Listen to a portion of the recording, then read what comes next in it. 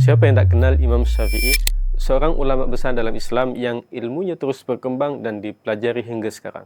Imam Syafi'i pernah mengadu kepada gurunya Imam Waqi' bin Al-Jarrah tentang lemahnya hafalan beliau. Walaupun beliau terkenal sebagai seorang yang cerdas, beliau tetap merendahkan diri dan mencari punca masalah tersebut. Lalu Imam Waqi' menasihatinya agar meninggalkan maksiat kerana ilmu itu adalah cahaya dan cahaya Allah tidak akan diberikan kepada orang yang melakukan maksiat. Nasihat ini memberi kesan yang besar kepada Imam Syafi'i. Lalu beliau semakin menjaga adab dan perbuatannya. Kisah ini mengajar kita bahawa kelemahan dalam belajar dan memahami satu-satu ilmu bukan semata-mata kerana kurang usaha, tetapi juga boleh berpunca daripada perbuatan yang tidak baik. Dengan menjauhi maksiat, perkara yang sia-sia, hati menjadi lebih bersih dan ilmu lebih mudah difahami dan diingati.